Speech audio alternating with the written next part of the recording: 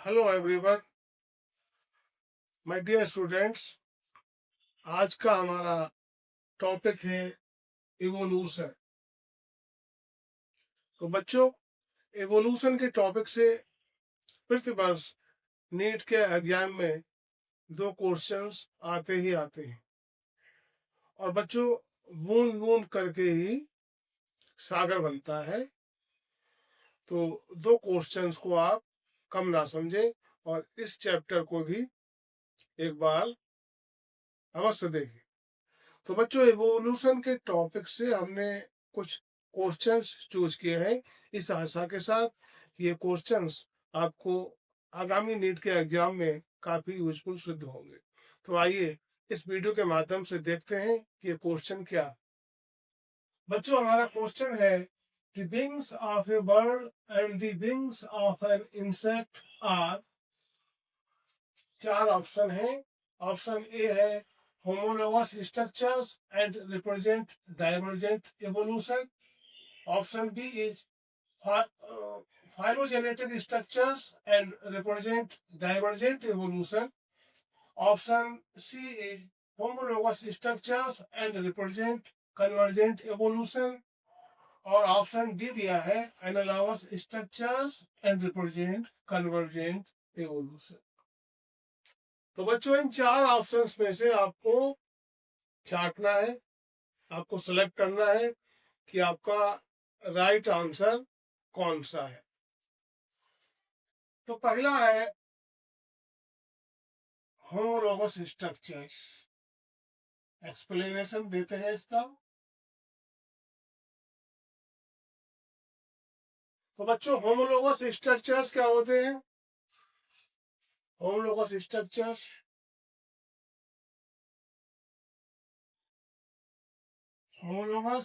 Structures में structure कैसा होगा? सेम और उसका फंक्शन होगा डिफरेंट।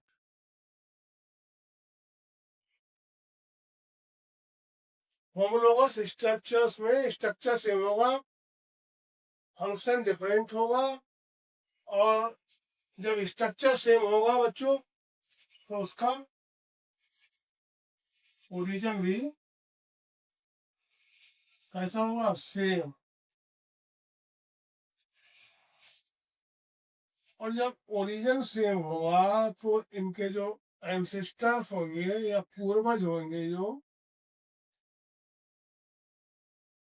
एंसेस्टर्स या पूर्वज, वो भी कैसे होंगे? सेम। और फिर दिया है represent divergent evolution. Divergent evolution क्या है बच्चों? डाइवर्जेंट एवोल्यूशन में स्पेसीज सेम होगी और उसके पूर्वज भी सेम होंगे, परंतु अलग अलग वातावरण में रहने के कारण उनमें वातावरण के अनुसार अनुकूलन हो जाएगा और उनके करेक्टर्स अलग अलग हो जाएंगे। इसको कहते हैं डाइवर्जेंट एवोल्यूशन।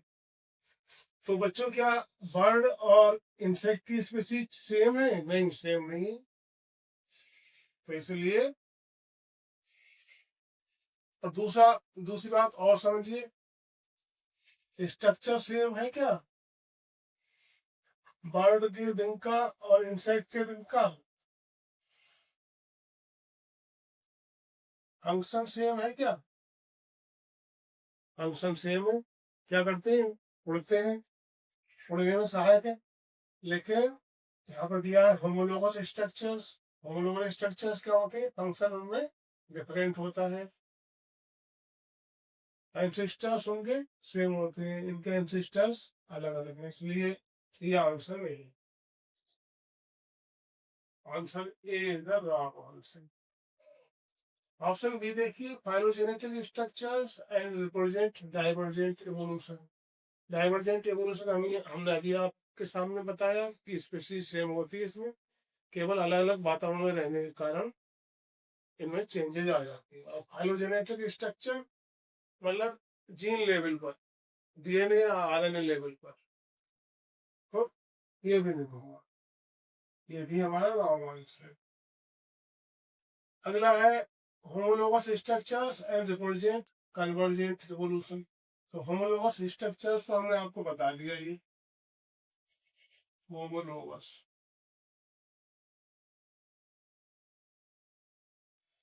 स्ट्रक्चर्स, ये तो बात हो गई होमोलोगस स्ट्रक्चर्स के बारे में। यहाँ पर एक और वर्ड निकल कर आया कन्वर्जेंट इवोल्यूशन। तो बच्चों कन्वर्जेंट इवोल्यूशन क्या होता है? कन्वर्जेंट इवोल्यूशन में बच्चों स्पीसीज अलग अलग होती हैं और उनके एंसेस्टर्स भी अलग अलग होते हैं। तो उनमें जब चेंजेज आता है तो वो होता है कन्वर्जेंट इवोल्यूशन। अर्थात स्पीसीज अलग अलग है और उनके एंसेस्टर्स भी अलग अलग हैं, लेकिन जैसे वातावरण में रह रहे हैं, सपोज एक जैसे वातावरण में रह रहे हैं, तो उनके लक्षण एक जैसे विकसित हो जाएंगे। इसको कहेंगे कन्वर्जेंट इवोल्यूशन। तो क्योंकि होमोलोगस स्ट्रक्चर्स बर्ड में और इंसेक्ट के विंग्स नहीं है, तो ये भी रॉन्ग आंसर है। फोर्थ दिया है analogous structures and represent convergent evolution. Analogous structures,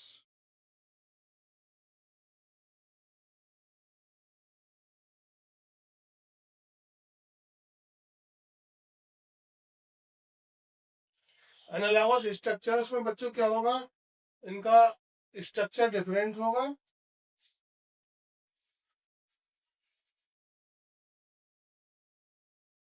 structure कैसा होगा? डिफरेंट, अलग अलग।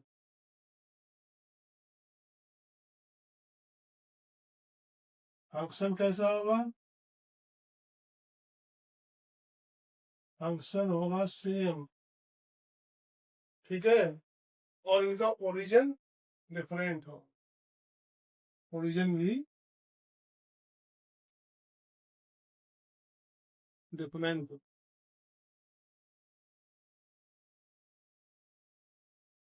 ये क्या होंगे? और इनके एंसिस्टर्स या इनके पूर्वज कैसे होंगे? डिफरेंट हो। एनालॉगस स्ट्रक्चर्स में स्ट्रक्चर डिफरेंट होगा, फंक्शन सेम होगा, ओरिजिन डिफरेंट होगा, एंसिस्टर्स या पूर्वज डिफरेंट होगा। तो इसमें देखिए आप, बर्ड के विंग्स और इंसेक्ट के विंग की बात हो रही है क्वेश्चन में। तो इनका स्ट्रक्चर कैसा है? डिफरेंट है। बर्ड के विंग्स और इंसेक्ट के विंग में स्ट्रक्चर अलग अलग अलग है, ठीक है। फंक्शन सेम है, दोनों क्या करते हैं? उड़ने में सहायक है। ओरिजिन कैसा है? वो भी अलग अलग है। इससे एक बात और निकल करके आ रही है कि इनके एंसेस्टर्स भी या इनके पूर्वज भी अलग अलग हैं। तो हमारा सही आंसर क्या होगा?